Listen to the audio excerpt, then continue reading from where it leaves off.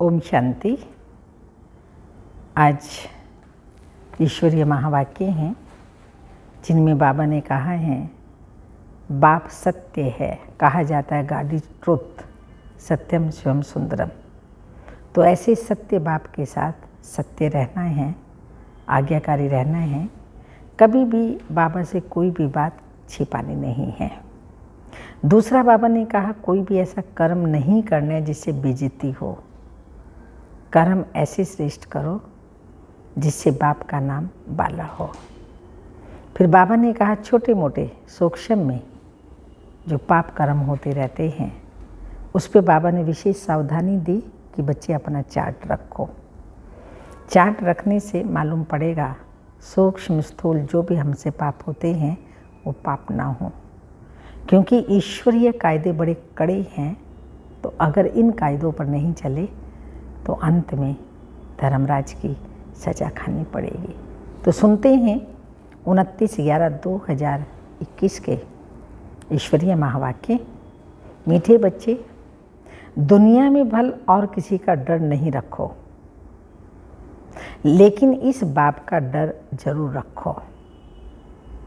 डर रखना माना पाप कर्मों से बचे रहना। भक्त लोग भगवान से डरते हैं कि भगवान हमें देख रहा है, हमसे कोई गलती ना हो जाए। भावना भी रखते हैं और साथ साथ भगवान से प्यार भी होता है। तो इसलिए और किसी से डरें या ना डरे, पर शिव बाबा से डर रखना है कि हमसे कोई पाप कर्म ना हो जाए। क्वेश्चन है बाबा हर एक बच्चे को अपनी जांच करने, चार्ट रखने की श्रीमत क्यों देते हैं? आंसर है क्योंकि ईश्वरीय कायदे बड़े कड़े हैं। अगर ब्राह्मण बनकर छोटी मोटी भूलें होती हैं तो बहुत कड़ी सज़ा खानी पड़ेगी। इसलिए बाबा कहते हैं अपनी जांच रखो।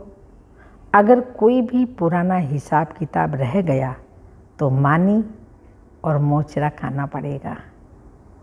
अब क़यामत का समय बहुत नज़दीक है, इसलिए अपने सब हिसाब किताब योग बल से चुकतू करो। चुकतू तो होने ही है। अगर योग बल से चुकतू कर लेंगे तो धर्मराजपुरी में सजाएं नहीं खानी पड़ेंगी। ओम शांति। बाप की याद में तो बच्चे आप ही रहते हैं, घड़ी घड़ी कहने की दरकार नहीं रहती। बाप का डायरेक्शन है, चलते फिरते उठते बैठते बाप को याद करो। तो रावण जिसने तुमको पतित बना दिया है उन पर जीत पालेंगे। तुमको कोई हथियार आदि नहीं देते, सिर्फ योग बल से तुम रावण पर जीत पाते हो। जीत पानी है जरूर, संगम पर ही पाते हैं। जबकि रावण राज्य खत्म हो, राम राज्य की स्थापना होनी है। बाप हिंसा तो कभी सिखला ना सके। देवताओं को का है ही अहिंसा परमो धर्म। भगवान ने ऐसा देवता बनाया तो हिंसा से नहीं, देवी देवताओं का है ही अहिंसा परमो धर्म। दुनिया यह नहीं जानती कि काम कटारी भी हिंसा होती है। जो कल्प पहले निर्विकारी बनते हैं वही तुम्हारी बातों को मानेंगे, बने होंगे कल्प पहले वही तुम्हारी बातों को मानेंगे। अभी तुम युद्ध के मैदान में हो, गाया भी हुआ है शिव शक्ति सेना। तुम हो गुप्त वॉरियर्स, हर एक अपने लिए कर रहे हैं। जो भी हम यहाँ पुरुषार्थ करते हैं अपने लिए करते हैं। कहा भी जाता है जो करेगा सो पाएगा, जितना करेगा उतना पाएगा और जैसा करेगा वैसा पाएगा। जितना भी करेंगे अपने लिए। माया जीत जगत जीत बनना है। तुम अपने लिए करते हो, गोया अपने भारत देश के लिए करते हो। इसमें जो अच्छी रीति पुरुषार्थ करते हैं वो पाते हैं। जो 5 विकारों पर जीत पाएंगे वही जगत जीत बनेंगे, और कोई चीज़ पर जीत पानी नहीं है। तुम्हारा है ही रावण राज्य पर जीत पाना, अर्थात दैवी गुण धारण करना। सिवाय दैवी गुण धारण किए सतयुग में जा नहीं सकते। तो अपने से पूछना है कहाँ तक हमने दैवी गुण धारण किए हैं। दैवी गुण धारण करना माना रावण पर जीत पाना। कहते हैं राम राज्य था तो एक राम ने तो राज्य नहीं किया होगा, प्रजा भी तो होगी ना। जिस पर राज्य करेंगे तो प्रजा भी होगी ना। यहाँ राजा रानी तथा प्रजा सब रावण पर जीत पा रहे हैं, दैवी गुण धारण कर रहे हैं।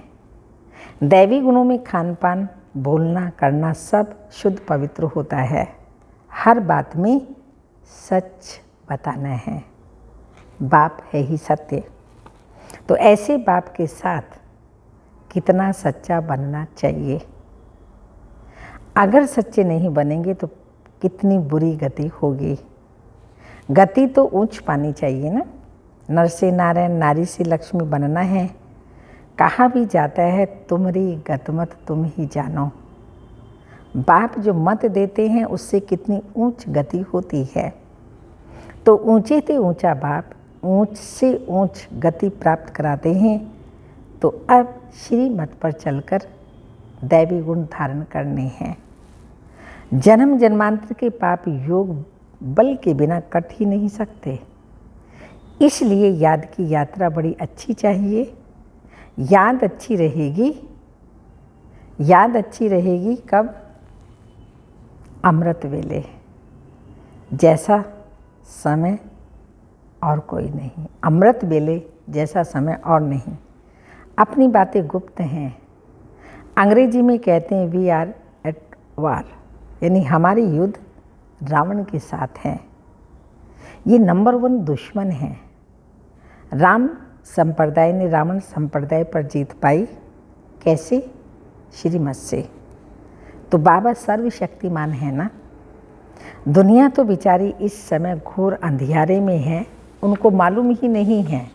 दुनिया वालों को ये मालूम ही नहीं है कि हमने हार खाई है। माया से हारे हार हैं। माया किसको कहा जाता है यह भी कोई नहीं जानते। सारी लंका पर रावण का राज्य था। शास्त्रों में भक्ति मार्ग की कितनी दंड कथाएं लिख दी हैं जो जन्म जन्मांतर पढ़ी हैं। अब भी कहते हैं शास्त्र तो जरूर पढ़ने चाहिए। जो नहीं पढ़ते उनको नास्तिक कहा जाता है। और बाप कहते हैं शास्त्र पढ़ते पढ़ते सब नास्तिक बन पड़े हैं। यह बातें बच्चों को अच्छी तरह समझानी चाहिए कि भारत जब सतो प्रधान था तो उसको स्वर्ग कहा जाता था। वही भारतवासी 84 जन्म लेते लेते अब पतित तमो प्रधान बने हैं। अब फिर पावन कैसे बने? तो बाप कहते हैं मुझे याद करो तो सतो प्रधान पावन बन जाएंगे। और कोई भी देहधारी को याद नहीं करो, किसको गुरु नहीं बनाओ। कहा जाता है गुरु बिन घोर अंधियारा। ढेर के ढेर गुरु हैं परंतु सब अंधियारे में जाने वाले हैं। बाप कहते हैं ज्ञान सूर्य जब आए तब घोर अंधियारा दूर हो। कहते हैं ना ज्ञान सूर्य प्रगटा अज्ञान अंधेर विनाश। तो बाबा आते हैं, अज्ञानता का अंधकार दूर हो जाता है। सन्यासी बल पावन बनते हैं परंतु जन्म तो विकार से लेते हैं ना। देवी देवताएं तो विकार से पैदा नहीं होते। यहाँ सबके शरीर मूत पलिती हैं। बाप ऐसे मूत पलिती कपड़ साफ करते हैं। आत्मा पवित्र बने फिर शरीर भी अच्छा मिले। उसके लिए पुरुषार्थ करना है, अपनी जांच रखनी है। मेरे से कोई बुरा काम तो नहीं होता है। ईश्वरीय कायदे भी कड़े हैं। कोई बुरा काम करे तो उनकी सज़ा बहुत कड़ी है। क़यामत का समय है, सब हिसाब किताब चुकतो करना है योग बल से। अगर चुकतो नहीं किया तो मोचरा खाना पड़ेगा। फिर कहा जाता है मोचरा और मानी। मानी तो मना सबको मिलनी है, मुक्ति जीवन मुक्ति की मानी सबको देंगे। कोई पासविद ऑनर, कोई को मोचरा मिलेगा, फिर थोड़ी मानी मिलेगी। थप्पड़ खा लिया फिर भी मम्मी ने रोटी दे दी, तो ऐसे थोड़ी होना चाहिए। परंतु थप्पड़ ना खाएं, इज्जत की रोटी मिले।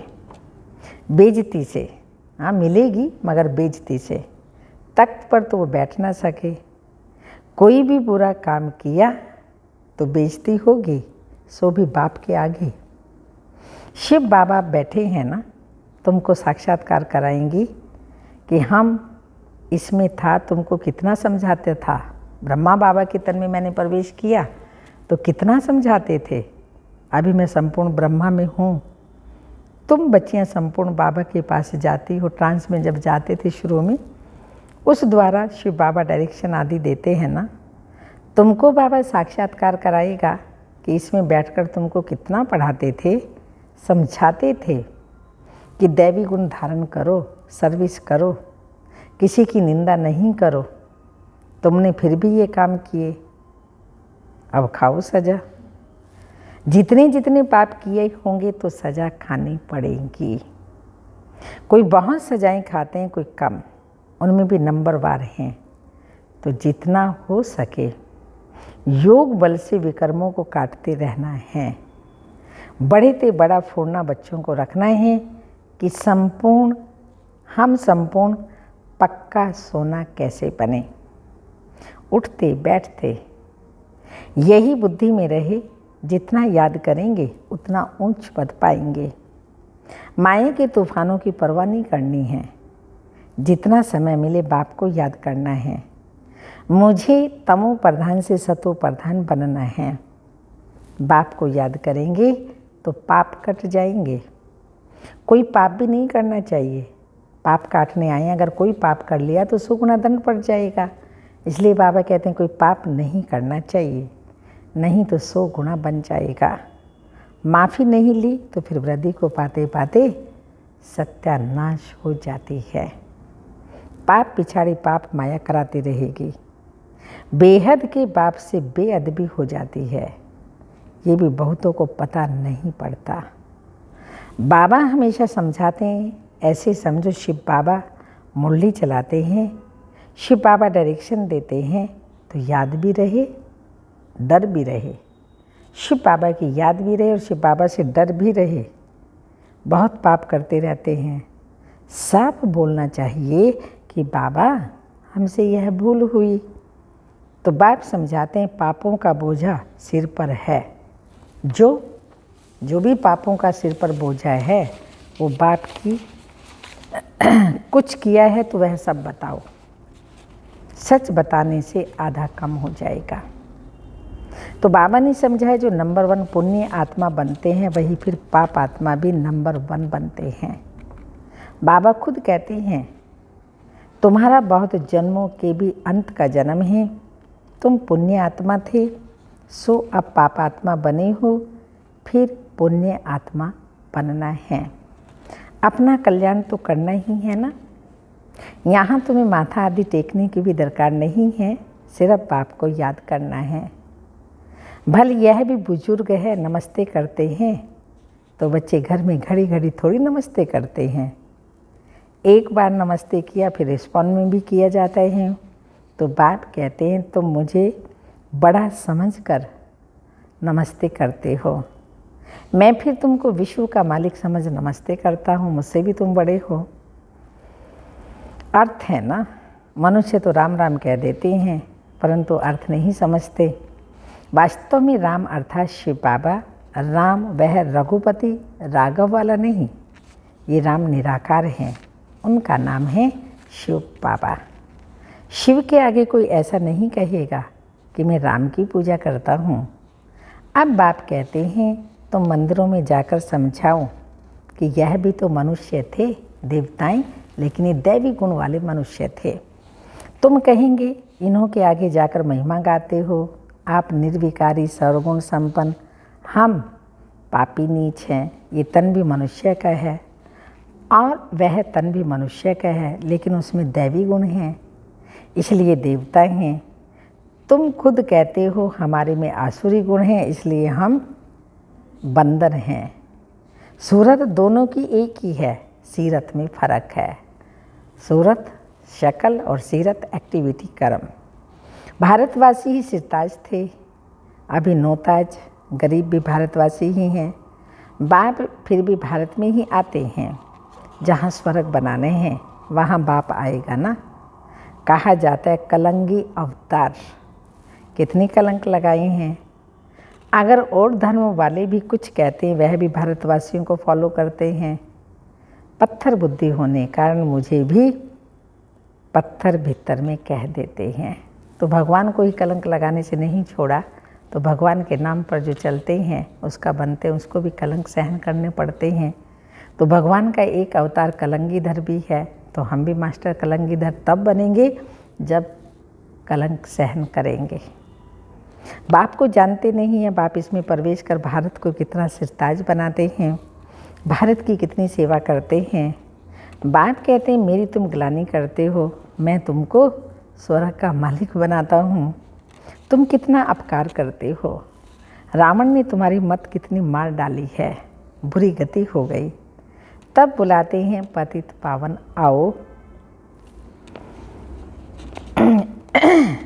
समझाने कितनी सहज मिलती है, फिर भी कई बच्चे भूल जाते हैं। योग नहीं तो धारणा भी नहीं होती, इसलिए बाबा कहते हैं बांधेलियाँ सबसे जास्ती याद करती हैं, शिव बाबा की याद में सहन भी करती हैं। भारतवासियों में जो देवी देवताएं बनने वाले हैं वही यहाँ आएंगे। आर्य समाजी तो देवताओं की मूर्तियों को मानते ही नहीं हैं। झाड़ की पिछाड़ी में टालियाँ हैं, 2-3 जन्म भी मुश्किल होंगे। बहुत लोग समझते हैं विकार बिना दुनिया कैसे चलेगी। अरे देवताओं को संपूर्ण निर्विकारी कहा जाता है ना। यह भी किसी को पता नहीं कि वहाँ विकार होता ही नहीं। कल्प पहले वाले झट समझ जाते हैं। गायन भी है भगवानो वाच्य, काम महाशत्रु है। परंतु भगवान ने कब कहा था ये भी किसी को पता नहीं। अभी तुम बच्चे जगतजीत बन रहे हो, परंतु ऊंच पद पाने के लिए मेहनत करनी है। बाप कहते हैं ग्रस्त व्यवहार में रहते सिर्फ बुद्धि योग मेरे से लगाओ। जबकि बाप के बन गए हो तो बाप से 3 दिन से लगातार बाबा ये बात बच्चों को कह रहे हैं, लव होना चाहिए। बाकी औरों के साथ काम निकालने के लिए प्यार रखना है। बुद्धि में ये ख्याल रखना है विचारों को स्वर्गवासी कैसे बनाएं। सच्ची यात्रा पर चलने की युक्ति बताएं। वह है जिस्मानी यात्राएं जो जन्म जन्मांतर करते आए हैं। यह एक ही याद की यात्रा है। अभी हमारे 84 जन्म पूरे हुए, फिर सत्य की हिस्ट्री रिपीट होनी है। पतित तो घर जा नहीं सकते। पावन बनाने के लिए पतित पावन बाप चाहिए। भले सन्यासी पावन बनते हैं परंतु वापस जा नहीं सकते।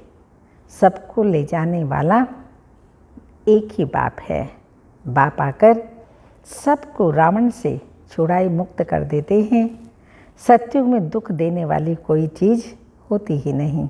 नाम ही है सुख धाम। यह है दुख धाम, वो क्षीर सागर, और यह है विषय सागर। अभी तुम जानते हो स्वर्ग में कितने सुख आराम से रहते हैं।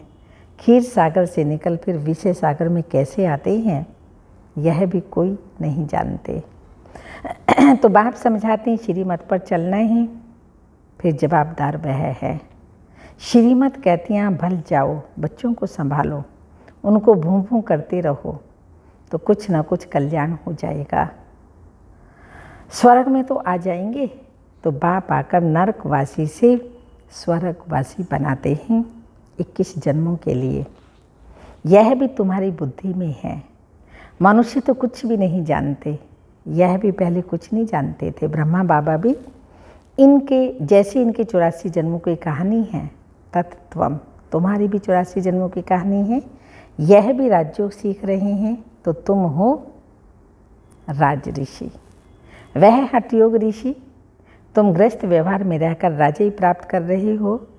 तुम सब शरणागति में आए हो ना। अब समझते हैं हम तो स्वर्ग में बैठे हैं। दुनिया में है माया का पंप। जब तक नरक का विनाश ना हो तब तक स्वर्ग कैसे हो सकता है। मायावी पुरुष इसको ही स्वर्ग समझ बैठे हैं। बाबा को कोई नई दुनिया स्थापन करने में कितनी मेहनत लगती है। पूरे नरकवासी हैं, स्वर्गवासी बनते ही नहीं।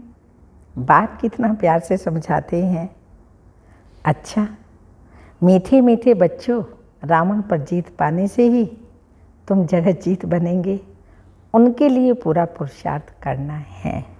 अच्छा, मीठे मीठे सिक्के लदे बच्चों प्रति माता पिता बाप दादा का याद प्यार। Good morning, diamond morning. रूहानी बाप की रूहानी बच्चों को नमस्ते। हम रूहानी बच्चों की रूहानी माता पिता बाप दादा को याद प्यार। Good morning, diamond morning. ओम नमस्ते। धारणा के लिए मुख्य सार हैं, ऐसा कोई काम नहीं करना है जो बेइज्जती हो, सजाएं खानी पड़े। माया के तूफानों की परवाह ना कर जितना समय मिले बाप को याद करना है। एक बाप से सच्चा सच्चा लव रखना है। सेकंड पॉइंट है, अपनी उच्च गति बनाने के लिए सच्चे बाप से सच्चा रहना है। कोई भी बात छिपानी नहीं है। वरदान, याद के मंत्र द्वारा संकल्प और कर्म में, याद के मंत्र द्वारा संकल्प और कर्म में अविनाशी सिद्धि प्राप्त करने वाले सिद्धि स्वरूप भाव। आप बच्चे ऑलमाइटी गवर्नमेंट के मैसेंजर हो, इसलिए कोई से भी डिस्कस करने में अपना माइंड डिस्टर्ब नहीं करना। याद का मंत्र यूज करना, जैसे कोई वाणी या अन्य किसी तरीके से वश नहीं होते तो जंत्र मंत्र जंत्र करते हैं। आपके पास आत्मिक दृष्टि का नेत्र और मनमना भाव का मंत्र है, जिससे अपने संकल्पों को सिद्ध कर सिद्धि स्वरूप बन सकते हो। स्लोगन, एक्शन कॉन्शियस की बजाय कर्म कॉन्शियस जिसको कहेंगे, एक्शन कॉन्शियस की बजाय सोल कॉन्शियस बनो। देह अभिमान की बजाय देही अभिमानी बनो। तपस्या की पॉइंट है, अभी समय प्रमाण वृत्ति से वायुमंडल बनाने के तीव्र पुरुषार्थ की आवश्यकता है। इसलिए वृत्ति में जरा भी किचड़ा ना हो, तब प्रकृति तक आपका वाइब्रेशंस जाएगा और वायुमंडल बनेगा। इसलिए हर एक की विशेषता को देखो और अपनी वृत्ति को सदा शुभ रखो। हर एक की विशेषताओं को देखो और अपनी वृत्ति को सदा शुभ रखो। इसके लिए याद रखो, विशेष बात याद रखनी है। कौन सी? दुआएं देना और दुआएं लेना है। देनी भी हैं और सबको दुआएं दे कर के लेनी भी है साथ साथ। कोई भी नेगेटिव बात एक कान से सुनकर दूसरे कान से निकाल दो। हमेशा अपनी बुद्धि में पॉजिटिव बातें रखो। कोई भी नेगेटिव बात एक कान से सुनकर दूसरे कान से निकाल दो। अच्छा, ओम शांति।